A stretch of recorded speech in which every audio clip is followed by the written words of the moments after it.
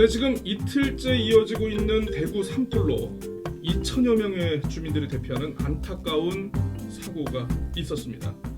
이 올봄 우리나라를 강타하고 있는 산불, 이 역시 소중한 인명 피해는 물론이고요, 산과 들 그리고 중요 문화재까지 피해를 입히면서 온 국민의 가슴을 지금 철렁하게 하고 있는데, 자, 물론 산불이 인간의 부주의 그리고 안전 불감증 등에서 비롯됐다는 거 아마 여러분들도 잘 아실 겁니다.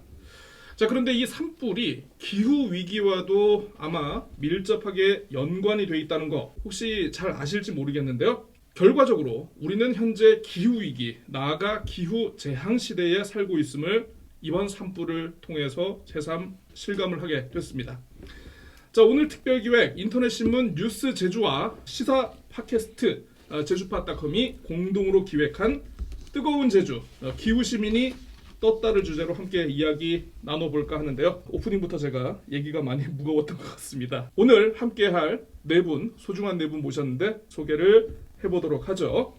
자, 먼저 한국자연재난협회 유종인 제주도 지회장님 함께하고 계십니다. 안녕하십니까? 예, 안녕하십니까? 네, 반갑습니다. 반갑습니다. 네. 네.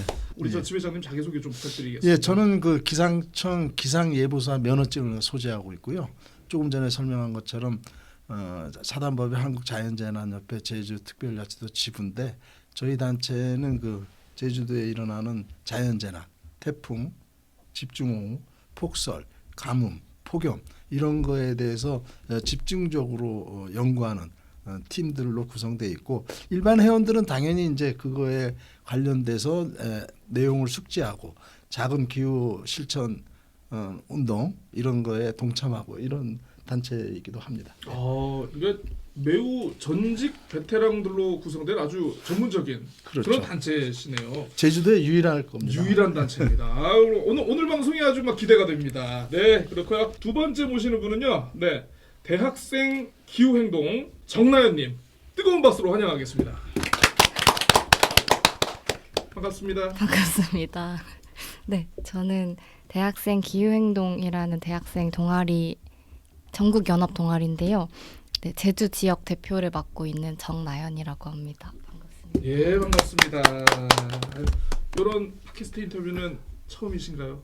네, 들어는 봤지만 네. 출연은 당연히 처음입니다. 대학생 기후행동으로도 어떤 거 다 처음이에요. 뭔가 출연하는 거 자체가. 대학생 기후행동의 모든 처음을 또 네. 저희가 함께하게 됐네요. 아유, 네, 감사합니다. 너무 반갑습니다. 네, 자, 다음은요, 제주도 기후환경국 현광민 탄소중립 팀장님, 뜨거운 박수로 모시겠습니다.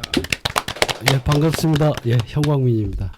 오늘 이 자리는 어찌됐든 많은 얘기를 들으려고 왔습니다. 그래서 저희 정책에 조금 더 반영할 수 있는 것들은 충분히 얘기 듣고 그렇게 반영할 수 있도록 노력을 좀 해보겠습니다.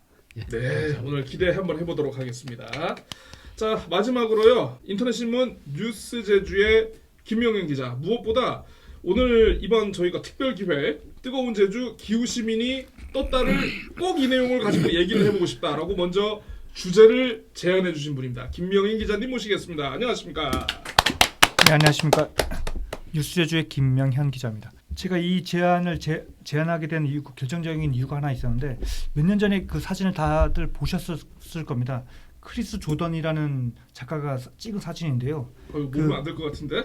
그러니까 되게 유명한 사진입니다. 이게 네네. 그 어민새가 아기 새한테 그 플라스틱을 먹여주는 사진이 있거든요. 이게 이 사진이 제주, 그러니까 우리나라 한반도의 6배에 달하는 쓰레기 섬이 하얀 바닷가에서 발견됐었잖아요. 그 사진을 보고 제가 충격을 받아가지고 이쪽에 관심을 갖게 됐는데, 그 이후로 제 아이들이 태어나면서 나중에 미래가 될 우리 다음 세대한테 물려줄 이 지구가 너무 위험하겠다는 생각이 들어서 이쪽에 많은 관심을 갖게 됐습니다.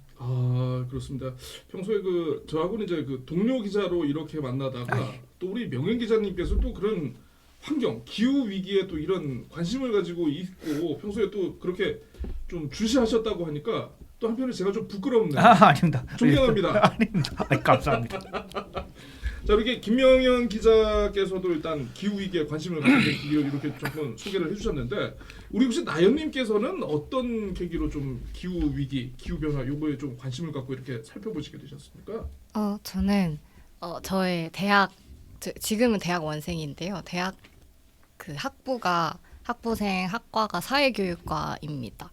그래서 제가 그런 교육 관련된 일을 좀 하게 됐었는데 거기서 이제 기후위기 관련된 내용을 제가 알려줘야 되는 상황이었어요. 근데 제가 잘 몰라서 이렇게 열심히 공부하고 좀 유튜브로 많이 영상을 찾아보다가 아이들은 별로 관심이 없는데 저만 엄청 그거에 심각함을 느껴가지고 막 바다의 미세 플라스틱을 먹는데 신용카드 한 장을 먹는다 이런 영상을 보고 어떡해 너무 심각한데 라고 하면서 이제 좀 그때부터 같이 책도 찾아보고 좀 공부하게 되면서 아 기후위기가 정말 심각하구나라는 걸 좀 그때 느꼈던 것 같고 그러면서 뭔가 이렇게 가만히 있을 수 없겠다라는 생각에 뭔가 이렇게 활동을 좀 동아리를 함께 하게 되었던 것 같습니다. 아, 이게 다들 그러면 우리 김효영 기자님도 그렇고 나연님도 그렇고 나름대로 그 특별한 계기라는 게 있구만요 이게 또.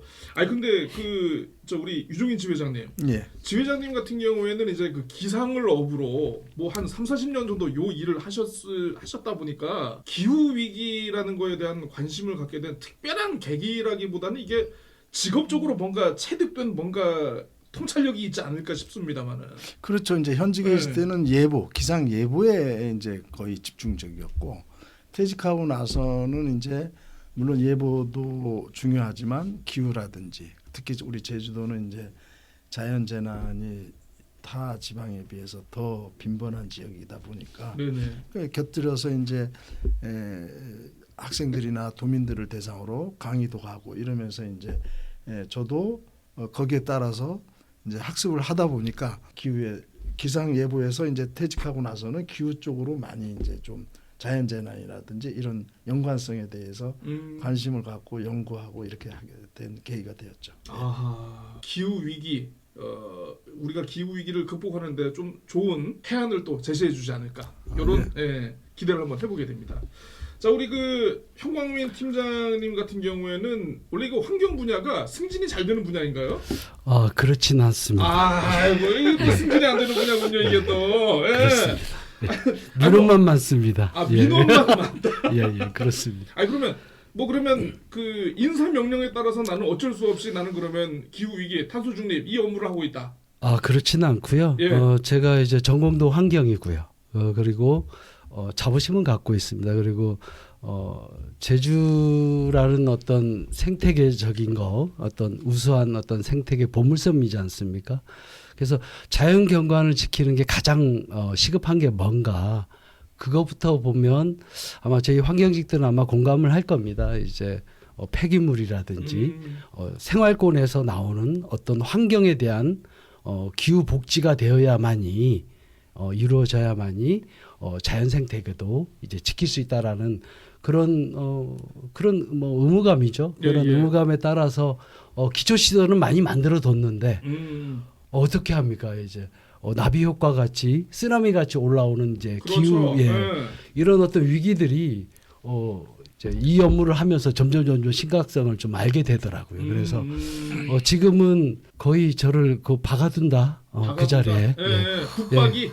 그 정도로 지금 일을 이제 하고 있다는 말씀을 좀 드리면서 많이 경청하러 왔습니다. 네, 북박이로 계신다는 요 사항을 우리 제주도정의 이제 인사 담당 부서에서는 감안을 좀 해주시길 바랍니다. 그러니까 원래 보면은 환경이나 기후 관련 이슈라든가 아까도 이제 그 방송 들어오기 전에 우리 지회장님하고도 잠깐 얘기를 했습니다만 인구 관련 어떤 문제들 이건 이제 사실 단기간에 우리가 어떤 행정이라든가 정치에서 보여줄 수 있는 영역이 아니다 보니까 이게 좀 후순위로 밀리기가 좀, 그렇죠. 좀 그런 경향들이 있거든요. 어쨌든 보이지 않는 곳에서 노력하시는 우리 팀장님의 소개하셨습니다. 어깨가 무겁습니다. 네, 그렇습니다. 자, 아까 오프닝에서 이제 그 대구 산불을 얘기를 했습니다. 지금도 저희가 녹화를 진행하고 있는 이 시점에도 지금 완전 진화가 완료가 되지 않았습니다. 어제 진짜 비도 비지만 어제 그 바람 여러분들 느껴보셨습니까? 돌풍. 와, 진짜 불이 났는데 이런 바람이 불었다 하면은 대피를 해야 할 수밖에 없는 그런 상황이구나. 정말 겁이 많이 났습니다. 특히나 자연재난협회에서 보셨을 때는 최근에 어떤 올해 뭐 산불들 이런 기상 이변들 이거 뭐 물론 안타깝고 심각하고 나름대로 좀 어떻게 좀 진단을 하고 계셨는지. 예, 저는 뭐 현역에 있을 때 삼척 기상 관측 소장으로 근무하면서 삼척. 예, 네. 기상 지금은 뭐 기간이 없어졌습니다만 그 당시 그 직접 산불을 경험했기 때문에 저로서는 그 이번 산불 발생 초기 때부터 나름대로 제주에서 네네. 일기도 분석을 하는 등 활동을 하였지만 결국은 그 엄청난 인적 물적 그 피해 매우 안타까운 심정입니다. 사실 이번 영남에 지금 뭐 대구에서 또 불이 발생하고 있지만 영남에 최악 산불이 발생한 지난달 말 우리나라에서는 그 이상고 네. 여러분들 기억하실 겁니다. 이상고 그다음에 이상건조 이례적인 강풍이 그 발생을 했는데 아하. 즉 우리나라 그 대기 상층으로 바이카로에서부터 출발한 기압능 네네. 우리가 산이 있으면 산 등성이 있고 계곡이 있듯이 예. 이 기압골에도 기압이 높은 곳은 기압능, 기압이 낮은 곳은 기압골이라고 합니다. 아. 예, 이런 예. 기압능이 지날 때 하층에 우리나라를 중심으로 남쪽에는 고기압, 북쪽에는 저기압. 이 남쪽의 고기압은 따뜻하겠죠. 북쪽의 고기압은 차고 네네. 이런 고기압이 맞물리면서 우리나라에 서풍이 유입되는 이 서풍이 유입되면서 양간지풍이라는 강원도에 예예. 그런 지역 특성 양간지풍이 발생해서 강원도에 산불이 많이 발생하였는데 아, 그래서 이번에는 그렇군요. 이제 어떤 네. 기후 변화나 이런 요인으로 인해서 그 중심점이 밑으로 내려와가지고 영남 지역에 이렇게 불이 발생한 케이스가 되는데요. 어쨌든 그 남고북쪽 기압계가 만들어지면 중국 내륙으로부터 그 고온 건조한 공기가 서풍으로 실려서 우리나라에 들어오고 여름에 북태평양 고기압일 때는 따뜻한 공기가 들어오면서 습한 공기가 들어오는데 이때쯤에 고기압 남쪽의 고기압은 그렇게 북태평양처럼 규모가 크지 않기 때문에 예예. 그 상대적으로 습한 공기가 덜합니다. 그러다 보니까 더 건조하고 아. 그 건조한 속에서 뭡니까? 바람이 우리 사람이 걷는 속도보다 더 빠르게 그렇죠. 예, 이렇게 하면서 그 낮 동안에는 강한 그 햇빛이 내리쬐고 기온이 그 기록적으로 상승하도록 하는 이런 견인이 되면서 산불이 오랫동안 지속되었고 지금도 오늘 지금 대구 지방의 산불도 사실은 또 이해가 안 돼요. 지난번처럼 남고 북조의 서풍이 아니라 예. 지금 서고 동조에 북동풍이 불고 있고 북풍 계열이 부는데도 불이 발생했다는 게 저로서는 기상학적으로 좀 이해가 안 되는 40년을 날씨를 예보하고 분석을 하시는 우리 전문가가 봐도 이해가 안 되는 날씨다. 아 이해가 안 되는 산불이다. 예. 야 정말 이거는 참 그래요. 자 어쨌든 우리 제주 같은 경우에는 뭐 불 때문에 진짜 우리 그 길불 축제도 폐지하고 레이저 쇼로 바뀌고 우리 또 현장에서 그런 거 기사들 많이 쓰지 않았겠습니까? 그렇죠. 다행히 진짜 뭐 큰 불은 없었던 것 같은데 좀 어떻습니까? 뭐 이번 봄에 우리 제주 같은 경우에 이게 큰 불은 없었지만 이게 네. 사실 이번 대구 산불 이전에도 아까 말씀하셨던 강원도에도 큰 불이 많이 있었잖아요. 근데 이런 화재 사건을 보면 좀 경각심이 일어날 법해가지고 좀 주의를 해야 되는데 전혀 그런 게 없었습니다. 제주에서도 지난 4월 9일 하루에만 소방에 접수된 화재 신고가 16건이었습니다. 하루에만. 16건 4월 9일 하루에. 네, 하루에만. 이렇게 아직 4월 달 통계는 아직 집계가 안 되는데 3월 한 달에만 제주 소방이 집계된 게 68건이나 된다고 합니다. 그러니까 신고되면 어디 불났다고 해가지고 보니까 구자읍의 농지에서 대나무가 타고 조천읍에서 삼나무가 타고 서귀포시 표선면에서 또 노영동에서도 쓰레기를 태우다가 이렇게 발아대고 이런 사례가 빈번하게 계속 발생하고 있다. 그러니까 우리가 운이 좋아서 그랬지. 그렇죠. 언제든지 이번 대구 산불이라든가 영남 지역 산불과도 같은 엄청난 기후 재앙을 우리가 맞이할 수 있었다. 자칫 현장에서의 많은 노력으로 이제 그나마 그게 좀 제어가 됐다. 이렇게 우리가 이해를 해도 되겠네요. 소방이 아주 열심히 출동하고 있는 덕분이죠. 아 그렇습니다. 우리 저 나연님 대학생 기후 행동 이 출범한 이유 또 뭐 여러 가지가 있겠습니다만은 이런 기후 위기의 심각성이라든가 기후 불평등을 느끼면서라고 이렇게 들었는데 기후의 심각성이라는 건 뭔가 단어가 이게 조합이 딱 돼. 이게 딱 이해가 돼요. 근데 기후가 불평등하다? 이거 좀 뭔가 이거 좀 국어적인 시적 허용인가요 이거? 예. 이거 어떤 뜻입니까? 좀 설명을 좀 해주십시오. 네. 제가 만든 단어는 아니고요. 예. 실제 사용되고 아마 다들 알고 계시는 단어일 거라고 생각합니다. 네, 그래서 대학생 기후행동으로부터 좀 시작해보자면 대학생 기후행동은 기후정의라는 것을 학내에 알리고 또 기후정의가 실현된 사회를 만들자라고 하면서 만들어진 전국 연합 동아리인데요. 그 기후 정의 안에 기후 불평등이라는 이야기를 할 수 있을 것 같습니다. 그래서 기후 정의가 이제 기후 위기가 이 인간에게 혹은 이 지구에 사는 생명체들 모두에게 똑같이 피해가 오지만 그 피해를 받는 정도나 규모 또 그거에 대응할 수 있는 능력은 다른 것 그게 불평등하다는 것이 기후 불평등이라고 할 수 있는데요. 이게 뭔가 국가별로도 차이가 나기도 하고 온실가스를 많이 배출하는 국가는 고통이 적지만 또 개발도상국이라고 하는 국가들은 온실가스 배출은 거의 하지 않지만 피해는 그곳이 다 받고 있잖아요. 그런 국가적인 것도 있고 또 국내에서는 또 계층적인 것도 네네. 있습니다. 그래서 22년도에 있었던 서울 반지하 침수 사건 침수로 인해서 이제 돌아가신 분들이 계시는데 그때도 이제 서울에 굉장한 폭우가 내리면서 기후 재난이라고 불렸었는데 폭우가 내리면서 반지하에 사시는 가족 일가족이 사망하는 사건이 있었는데요. 예. 그게 이제 기후 재난으로 인한 기후 불평등으로 인한 죽음이다라고 이제 알려지게 되면서 그 반지하에 사는 것이 사실 뭔가 되게 대단히 부자인 사람이 거기에 살진 않잖아요. 실제로 발달 장애인 가족이었고 또 비정규직 노동자였다라는 사실이 밝혀지면서 기후불평등이 우리나라 안에도 여전히 존재하고 있구나. 우리 주변 이게 존재하고 있구나. 네, 주변에도 존재하고 있고 그러니까 대학생 친구들끼리 또 이야기 나눠보면 내 주변에도 있는 것 같다 이런 이야기도 뭔가 이야기하기도 하고 그런 시간들이 또 있었습니다. 우리가 일상에서 기후 위기, 기후 변화 굉장히 많은 단어들하고 이렇게 혼용이 돼가지고 기후라는 단어가 이렇게 사용되지 않습니까? 날씨를 보면은요, 그 김영 기자 우리 필드에서 기사 쓰시는 우리 현장 기자들 보면은 뭐 역대급 날씨, 그렇죠.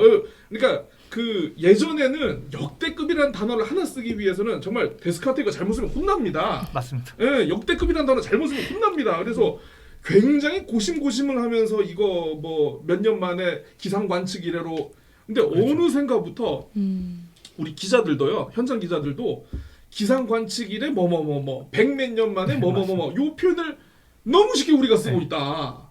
아니 느끼지 않습니까? 실제 근데 데이터적으로 그렇게 나타나고 있기 때문에 기자들이 추적 조사를 해보니 정말 이렇더라라고 해서 쓴 게 저번에도 4월 중순에 예. 기상 관측 118년 만에 118년 만이야. 서울에서 눈이 내렸다는 4월 중순에 야. 이때 경주에서도 눈이 내렸답니다. 경주에서도 엄청난 날씨인 거죠. 이런 날씨를 어떻게 봐야 되는 겁니까? 이거 참. 예, 그러니까 이제 제주도도 뭐 4월 초까지 중순까지 눈이 날린 기록은 있습니다. 옛날에도. 옛날에도 있긴 있었다. 있었습니다. 그러니까 꽃샘추위 겨울과 여름이 그냥 하루에 공존하는 봄철 날씨를 두고 많은 분들이 이제 왜 그러냐 그러는데 뭐 저 나름대로 설명을 드리자면 기후 위기에 따른 이제 지구 온난화에 의해서 북극이나 남극에 빙하가 자꾸 녹는단 말이죠. 그러면 북극 원래 적도 지방이 따뜻하니까 고기압이고 북극 지방은 기온이 차니까 이제 저기압이고 어떻게 보면 그렇게 해서 그런 공기들이 열적 평형을 이루려고 하다 보니까 그 만나는 지역이 중위도적인 지역이거든요. 그래서 우리나라나 세계 북반구의 모든 도시들이 이 중위도에 거의 위치해 있습니다. 왜 그러냐면 사계절이 뚜렷하고 비도 많이 오고. 그런데 이제 기후 위기에 직면하면서 북극 지방에 차가운 공기가 빙하가 녹으면서 따뜻하니까 상대적으로 차가운 공기가 중위도 지방으로 내려온 거예요. 근데 이게 급격한 거예요. 사실은 적도 지방에서 따뜻한 공기하고 북극 지방에서 내려온 차가운 공기가 중위도 지방에 만날 때 우리가 대륙 상층권에 제트기류라는 게 발생하는데 이거는 기압 경도에서 일어나는 바람이 아니고 온도 차이에서 일어나는 온도풍이라고 그래요. 우리 기상학에서는. 그 온도풍인 제트기류가 사행을 합니다. 이렇게 사행을 하는데 원만하게 사행을 해. 지금까지는. 그 주기를 보면 뭐 우리가 로스비 파라고 해서 한 3개에서 4개 정도가 되는 파인데 지금 올 봄 같은 경우 그렇게 급격하게 날씨를 봄철에 기온 변화를 주는 거는 이 제트기류가 진폭이 커진 거죠. 그러니까 하루는 이렇게 올라갈 때는 완전히 여름 날씨 됐다가 갑자기 내려오면 갑자기 겨울 날씨가 날씨가 돼요. 완전 롤러코스터처럼. 그래서 이 제트기류의 진폭이 상당히 커진 건데 그 커진 이유가 바로 아까 지구 온난화로 해서 북극에 빙하가 녹으면서 이제 북극 지방에 따뜻한 공기가 원래 가지고 있던 차가운 공기를 밀어내니까 그 공기들이 내려오면서 그래서 혹자들은 왜 지구 온난화라면서 이렇게 춥냐고 상대적으로 질문하는데 그거는 일시적인 거다. 예. 그러니까 그게 결국은 지금 따뜻하게 가고 있는 가운데 지구 대기의 어떤 그 변화 속에서 그런 저기압이 내려왔을 때 아까도 바람이 장난이 아니라고 하셨는데 우리가 태풍 때 바람을 태풍 때 바람이 제일 센 걸로 알고 있잖아요. 그렇죠. 예. 그런데 열대성 폭풍이라고 그래서 저기압인데도 거의 태풍급의 수준에 도달하는 그런 바람이 있군요. 예, 바람이 있습니다. 그래서 그걸 우리가 열대성 폭풍이라고 하는데 그런 것처럼 지금의 기후나 기상은 정말 그런 어떤 기후 변화에서 오는 하나의 어떤 결과가 아닌가 이렇게 지금 기후학자들 쪽에서는 기상학자들 쪽에서는 설명을 하고 있는 중입니다. 나연님, 제주대학교가 예전엔 4월이면은 좀 날이 많이 풀렸거든요. 네. 올 4월은 좀 안 그랬다면서요? 여전히 춥다고 저는 사실 느끼고 있고요. 지금도 사실 제주대학교 올라가면 너무 춥다라고 생각이 들죠. 좀 반팔을 입기 좀 춥다라고 느껴지는. 옷을 입기가 좀 약간 네, 애매하네요. 네, 다들 제 주변의 대학생 친구들도 겨울옷을 다 집에 보냈다라고 하는데 이제 반팔만 5월이니까 그러니까. 반팔만 남겨야지 했는데 이제 다시 추워지니까 아 어떡하지? 엄마 다시 옷 사람들이- 꺼내줘. 실제로 갖고 오는 친구들도 있고 아하, 네, 그렇습니다. 아유, 그랬군요. 참 이렇게 참 이 이론적으로도 굉장히 날씨가 롤러코스터를 타면서 또 이게 또 실생활에서 또 이렇게 참 애매하게 또 반응해야 되는 또 그런 상황도 분명히 좀 있는 것 같습니다. 자, 어쨌든 참 기후위기라는 게 우리가 데이터로나 우리가 일상생활에서나 분명히 이게 확인할 수 있기는 확인할 수 있는 건데 누군가는 이거를 좀 어떻게 좀 대처를 해줘야 되는 거 아닙니까 이거? 예. 그래서 우리가 바라보고 있는 게 정부와 그리고 지방 정부입니다. 이상 기후의 현실을 참 누구보다 고민하고 대비하고 또 준비해야 되는 곳이 또 우리 지방 정부 제주도장이 아닐까 싶은데 그 부서명을 요즘 뭐 바꾸는 그런 트렌드가 좀 있는 것 같더라고요. 예전에는 예. 환경이라는 단어를 우리가 되게 앞으로 세웠는데 예. 이제는 그 뭐 우리 제주도도 그렇고 서울시도 그렇고 경기도청도 그렇고 기후라는 단어가 이제 더 앞에 왔다. 그렇죠. 예. 이게 왜 그 그렇게 됐어요? 21년도에 그 기후위기 대응을 위한 탄소 중립 녹색 성장 기본법이 제정이 되면서요. 조금 더 이제 강력하게 이제 탄소 중립에 대한 기후 변화가 아니죠. 이제는 이제 기후 위기니까 위기 시대를 이제 맞이했다고 생각이 드니까요. 저희들이 그 2022년 민선 8기가 들어서면서 이제 환경보전국에서 이제 기후 환경국으로 바뀝니다. 그리고 탄소 중립 기후 변화 대응팀에서 탄소 중립 팀으로 다시 바뀌었고요. 그러면서 이제 탄소 중립과 그다음에 탈플라스틱 정책을 가장 저희 환경 쪽에서는 가장 최우선 과제로 삼아서 이제 추진을 하고 있습니다. 뭐 다들 아시다시피 이제 아까 기자분님께서도 말씀하셨지만 정말 제주도보다도 이제 제주도만한 쓰레기 섬들이 떠다니고 있는 것들은 인간의 과욕이 아니었나 싶습니다. 그런 부분에 대한 제주도도 이제 사면이 바다다 보니까 이거에 대한 어떤 대응을 가장 먼저 이제 가자 이래서 2040 탈플라스틱 PGI 정책도 저희들이 추진하고 있고요. 그리고 좀 이제 23년 그러니까 재작년이죠. 재작년 한 4월부터 한 20개월 거쳐서 저 뒤에 그림도 있습니다만은 그 탄소 중립 선도도시 공모 사업이 한 20개월 한 83개 지자체가 이제 같이 경합을 붙었는데 총 4개 지자체를 이제 선정을 하는데 유일하게 제주도만 광역 단위로 됐습니다. 그래서 아마 이게 이제 저희들이 얘기하는 국가의 2050년 탄소 중립이 아니라 한 15년 빠릅니다. 예. 2035년 탄소 중립에 가는 길에 실현 가능성도 굉장히 높았고요. 그다음에 어쩌면 이게 마중물이 되지 않을까. 예, 그렇게 생각을 하고 굉장히 적극적으로 도전적으로 지금 가고 있다는 말씀 드리겠습니다. 우리 저 형광민 팀장님께서 녹화 전에는 오늘은 저 얘기만 잘 듣고 가겠다 이렇게 얘기를 부서 얘기를 하니까 이거 좀 이제 좀 너무 신나셨어. 역시 공무원. 그렇죠.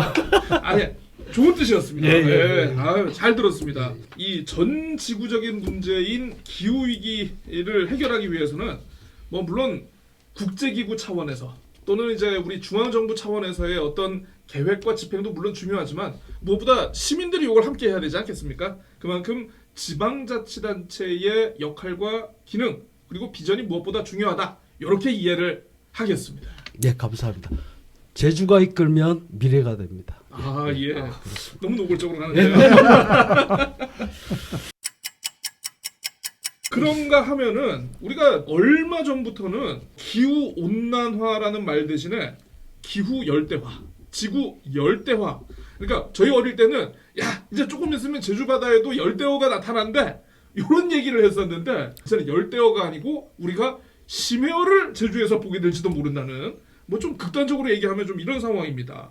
자 지금 열대화라는 얘기가 나올 정도로 좀 눈에 띄는 변화들 어떤 게 있습니까, 지회장님? 예, 뭐 지금 지구 온난화가 지구 열대화, 기후 위기가 기후 재앙 이렇게 이제 용어들이 지금 바뀌고 있는 트렌드인데요. 우리 지금 지난 그 100년간 지구의 평균 기온이 0.6도가 상승했을 뿐입니다, 사실은. 그런데 이제 그 0.6도가 듣는 사람에서 별거 아닌 것처럼 생각하는데 뭐 감당할 수 있겠네 뭐.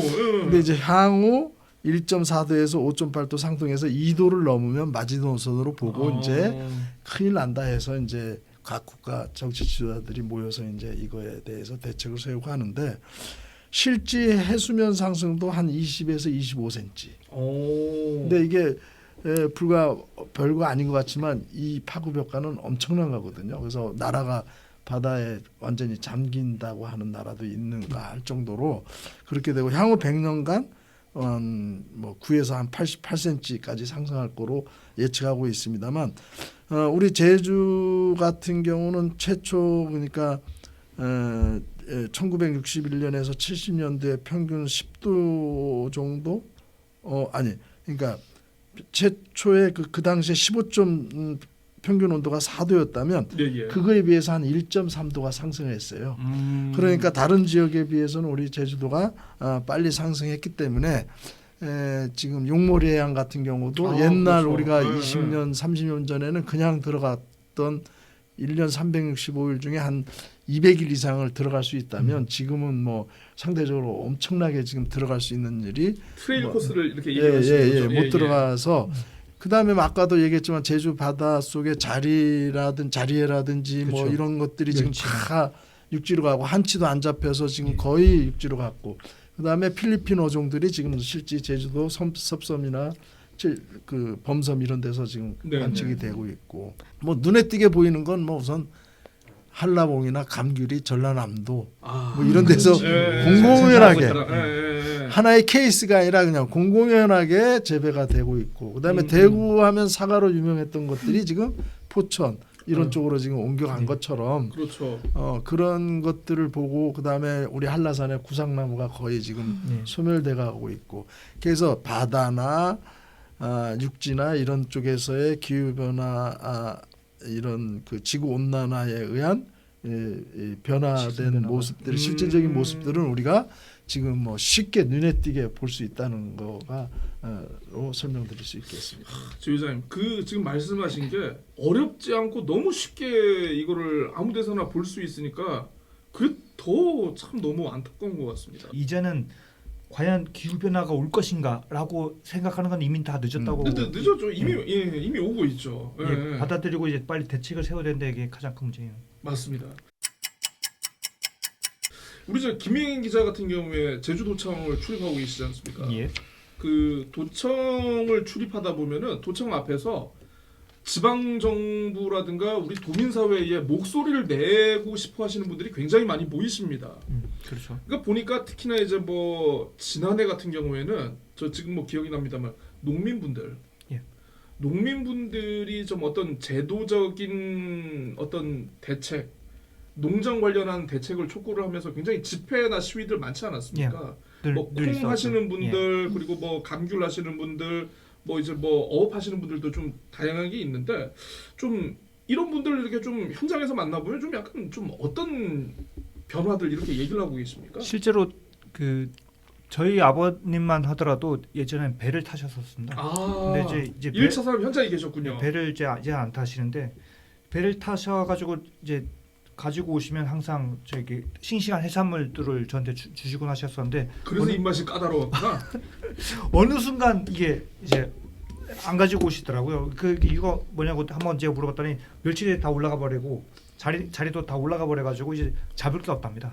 그리고 배 타고 아주 멀리 나가야 그리고 멀리 나가서 밤에 한치 잡아야 그나마 조금 잡을 수 있는 수준이어서 이제 배를 그만 타시다고 하시더라고요. 그거 들으면서 아 진짜 불과 몇 년 전에부터 이런 변화가 실질적으로 발생하고 있다는 것을 다 체득하고 있는 상태입니다. 생활로 이미 그런 거를 예. 이미 느끼셨네요. 예. 사실 우리 그 현광민 탄소중립 팀장님께서 네, 네.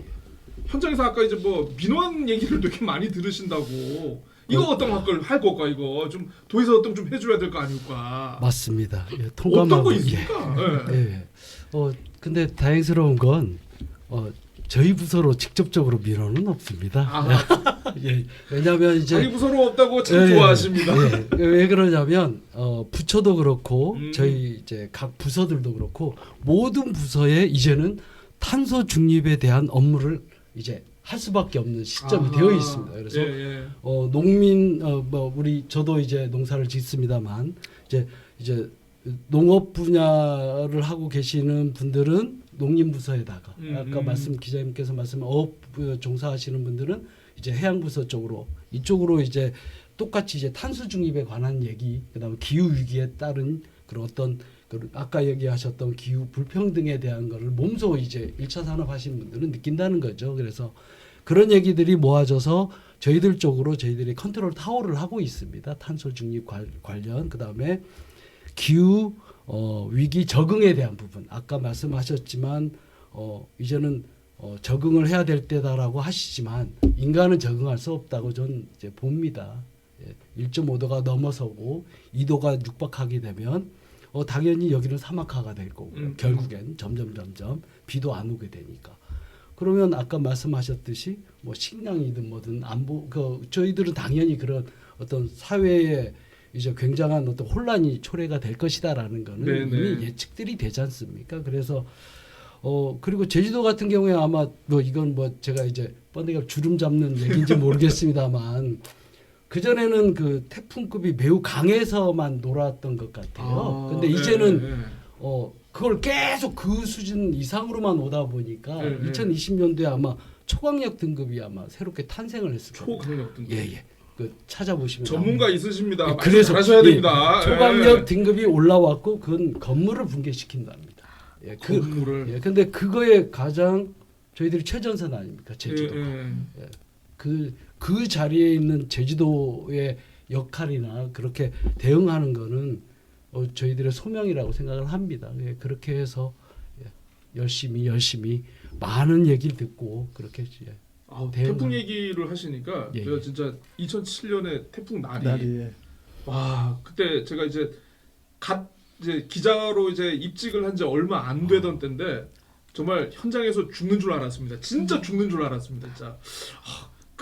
자 팩트 체크를 해주십시오. 초강력 태풍. 예. 1959년도에 사라오 태풍 이후로 2007년도에 나리 태풍이 우리 제주도에서는 가장 강력한 태풍이고 지금 통계를 보면 나리 때 피해액이 제일 큽니다. 네. 탑입니다. 그래서 아까 이제 우리 팀장님 말씀하신 초강력 건물을 날릴 정도의 태풍은 아마 제가 볼 때 이제 허리케인이나 이런 사례를 보고 말씀드린 거고 우리 제주도는 2007년도 이후로 지금 태풍이 이렇다하게 온 적은 없습니다. 그때 그 엄청난 피해 때문에 저류지를 곳곳에 만들고 이렇게 했는데 아직 검증하지를 못했어요. 2013년도인가 14년도에 나크리 태풍 왔을 때 한라산 윗세 오름에 하루 동안의 비가 1182mm 내렸어요. 태풍은 강력해지고 점점 더 강해질, 팀장님 말씀대로 더 강해질 거라고 생각하고 더 빈번하게 생길 거라고 생각이 되면서도 저는 또 상대적으로 우리 제주도에 이 태풍이 와줘야 된다, 한 번씩. 효자 태풍. 그러니까 제주도민의 생명과 재산을 우리가 방제를 철저히 해서 보호된다면 이 태풍이 주는 효자의 효과는 비는 비대로, 그다음에 그 비가 나크리 때 1182mm 왔을 때 이게 제주시나 서귀포시에 피해 준 적은 없습니다. 다 내창을 통해서 연안바다로 내려가서 연안바다 내에 해양 순환을 한번 다 뒤집어주는, 이렇게 하기 때문에 상당히 태풍이 주는 효과는 필요하다. 지금 그렇게 생각이 들면서도 우리가 이제 방제는 또 철저히 해서 맞습니다. 제주도민의 생명과 재산을 보호하는 데는 아주 총력을 기울여야 된다고 생각을 하고 있습니다.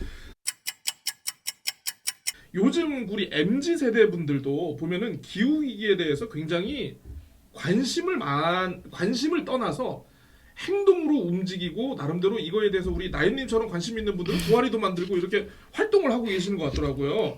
그 나연님이 뭐 최근 뭐 대학생들을 대상으로 한 뭐 관련 인식 조사, 아유 훌륭하시다, 이런 걸 또 하셨다고요? 제가 네. 혼자 한 건 아니고요. 그 대학생 기후행동에서 이제 최근에 했던 건 25년 올해 저번 주에 마무리가 된 것인데, 이제 25년도에 대학생 1000여 명 정도 인식조사를 받은 것이 있고, 그건 아직 분석이 되지 않은 상황이지만 이전에도 저희가 한번 인식조사를 받았었는데요.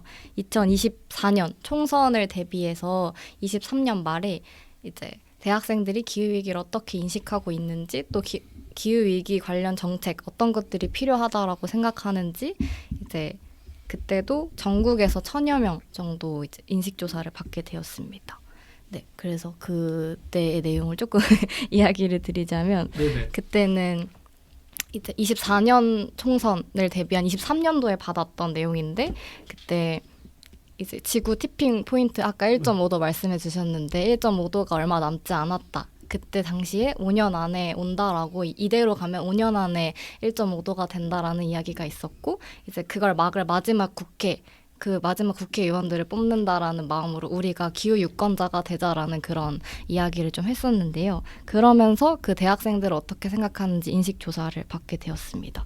그래서 그때 좀 유의미했던 결과는, 그 대학생들 1000명 대상으로 했을 때 97%가 기후위기가 심각하다라고 인식하고 있다라고 저희에게 답변을 해주었고, 또 그 기후위기의 어떤 원인이랄까요? 원인이 되는 건 누구일까요? 라고 이제 개인, 기업, 정부, 기타 이런 게 받았었는데, 기업이 주된 원인이다라고 가장 많이 나왔고, 그걸 해결해야 되는, 가장 노력해야 되는 주체는 누구일까요? 라고 질문했을 땐 정부다라고 대학생들이 가장 많이 답변을 해주셨습니다. 원인은 기업인데 네, 해결은 정부가 해야 한다라는 대학생들의 인식이 있었고, 저는 이게 어떻게 보면 모순된 거라고 생각하실 수도 있겠지만 되게 정확한 관점이라고도 생각했던 것 같아요. 왜냐하면 기업은 사실 이익을 추구하는 것이기 때문에 그렇죠. 정말 많은 원인이 되고 있지만, 그걸 막을 수 있는 건 결국 개인보다는 정부다라는 입장이라고 저는 해석해가지고 좀 정확하다고 좀 생각을 했었고요. 또 거기서 또 의미 있는 정책들을 살짝 얘기해드리자면, 이제 아무래도 저희는 자가용보다는 버스를 많이 타는 친구들이요, 다들 대학생들이기 때문에 이제 대중교통 정책에서는 이제 대중교통 비용을 인하해서 좀 대중교통 활성화를 했으면 좋겠다라는 이야기들이 좀 많이 나왔었고, 또 에너지도 그 비용을 더 내더라도 이 기후 위기에 대해서 대응하고 싶은 마음이 있다라는 거에도 많이 반응을 해주셨고, 또 이 에너지 공공성에 대한 이야기도 굉장히 많이 공감하는 이야기를, 그 의견을 주는 유의미한 결과가 있었습니다. 아니 저 흥민 팀장님, 이렇게 MZ분들이 기후 변화, 환경에 되게 관심 많다는 거 알고 계셨습니까? 당연히 알고 있죠. MZ코라고 하거든요. MZ코? 예, MZ 플러스 에코. 아. 그러니까 환경 보존을 최상의 가치로 알고 그거를 행동으로 옮기는 세대예요. 예, 저도 나이는 좀 있지만 저도 그 세대라고 생각을 하고 MZ코는 아니지만 조금 M자는 아닙니다. 인정하겠습니다. 예, 그래서 그 세대의 행동하는 거나 그 생각들이 좀 맞다고 보고요. 그 다음에 그 당연히 저희들이 물려줘야 될 미래의 그림이 쓰레기가 날리고 마스크를 끼고 다니고 뭐 저번에 코로나 때 같이 그런 어떤 모습으로 저희들이 밑에 세대들한테 넘겨준다는 건 저희들은 뭐 죄를 짓고 있다라는 생각으로 같은 마음으로 일을 하고 있어요. 지금. 또 이렇게 세대를 통합하는 그런 좋은 팟캐스트입니다. 자, 저희가 지금 뭐 전 세계적인 기후 위기 해가지고 뭐 여러 얘기를 했습니다. 근데 저는 집에 있으면서도 가끔 기후 변화나 기후 위기를 좀 느끼는 게 있거든요. 선풍기를 트는 시기가 언제부터 굉장히 빨라졌다. 예. 그 장마철에 또 이제 제가 이제 서귀포에 살고 있는데 서귀포는 또 제습기를 틀지 않으면 빨래를 말릴 수가 없습니다. 제습기를 가동하는 날이 점점 늘어나고 있다. 요런 거 느끼는데 혹시 나머지 분들은 좀 내 집에서 느끼는 어떤 기후 변화, 기후 위기 이런 게 있을까요 혹시? 저희 혹시 집에서 제습기가 없으면 저희 집이 거의 바닷가 바로 옆에 있거든요. 그래서 제습기가 없으면 이게 하루에 샤워를 하고 나와도 다시 또 꿉꿉해가지고 그렇죠, 살 수가 없습니다. 제습기가 꼭 있어야 되는군요. 반드시 있어야 됩니다. 서서히 토크의 열기가 뜨거워지고 있는 것 같습니다. 자, 탄광 속의 카나리아. 이 19세기 유럽 광부들이 갱도에 들어갈 때 세상에 놓고 이 카나리아를 데려갔다라고 하는데 카나리아가 이 호흡기가 약하다 보니까 메탄가스라든가 일산화탄소 같은 유해가스에 민감해서 카나리아를 보면서 광부들이 내부 갱도의 위험 상태를 파악하고 대피를 하는 그런 어떤 신호로 이용을 했다라고 합니다. 카나리아 새처럼 더 뜨거워지고 있는 기후에 좀 더 민첩하게 반응하고 대처해야 하는 때가 온 것 같은데요. 2부에서는 뜨거운 시대, 기후 시민으로서 어떤 실천과 행동이 필요한지에 대한 이야기 좀 더 나눠보도록 하겠습니다. 감사합니다.